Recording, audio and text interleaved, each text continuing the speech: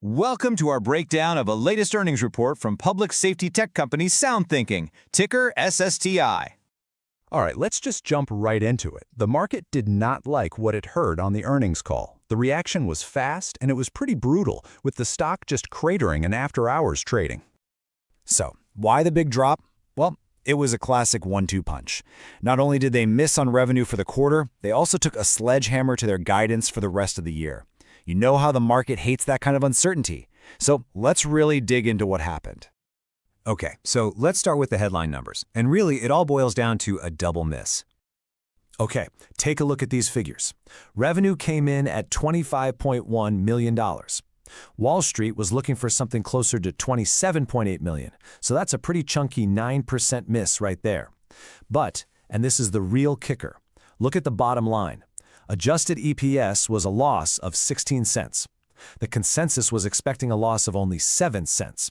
That's not just a miss, that's a massive 129% miss. Ouch.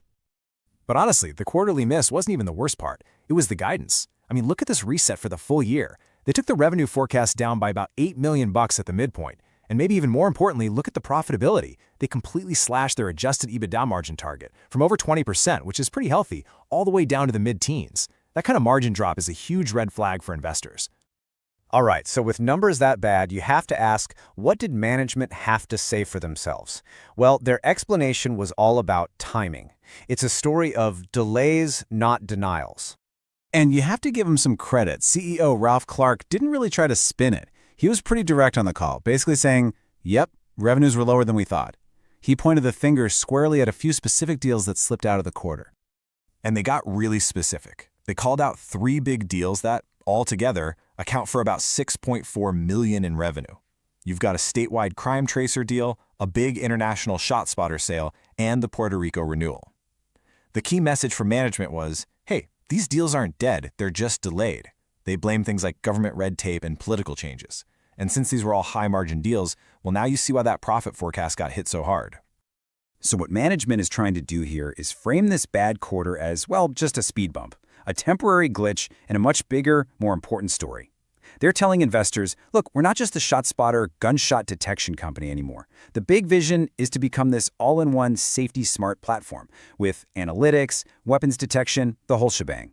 That's the long-term dream they want the market to buy into. Okay, so that's management's story. But the market? Well, it gave a much harsher verdict. And this slide, I think, just nails the central conflict here. It's like you have 2 completely different stories being told at the same time. Management is saying, look at our platform, our customers love us, we have a net promoter score of plus 70, which is fantastic, our innovation is strong. But the market is looking at the scoreboard and saying, yeah, but you keep missing your numbers. We can't trust your forecasts anymore. And look at the stock, it's getting crushed. It's a total disconnect. So let's really zero in on what's worrying investors. The big thing is this isn't the first time. It's another miss in a string of misses, and that just destroys credibility. The stock is lagging the market badly this year, and you could really feel the frustration in the Q&A session. Analysts are basically asking, if these deals are so profitable and they just slipped a few weeks, why did you have to cut your full-year profit guidance so dramatically? It raises some really tough questions about whether management actually has a good handle on their own business. Okay, so with all that context, where do we go from here? Let's talk about our own take, our rating, and our investment thesis. So, if you're following this stock, here's what you need to be watching for over the next few quarters. First and foremost, do they actually close those deals they said were delayed? That's a huge test of credibility. Then there's the big one, the Chicago contract. A decision there could really move the needle. We're also watching to see if they can get some early traction with their SafePoint product, especially with new mandates in California. Basically, we need to see some proof points, and soon. So, putting it all together, we're kicking off our coverage with a market perform rating. And here's our thesis in a nutshell. This has become a classic show-me story. The potential for their platform is absolutely there. You can see it. But right now, management has zero credibility with the street. They've lost the benefit of the doubt. They are, for all intents and purposes, in the penalty box. They have to start hitting their numbers, period. Only then will the market even consider giving this stock a higher valuation. And so, it all comes down to this one question, doesn't it? Are we just looking at a company hitting a rough patch while it makes a really smart transition to a bigger platform? Or is this the beginning of a value trap, where the story always sounds good but the results just never show up?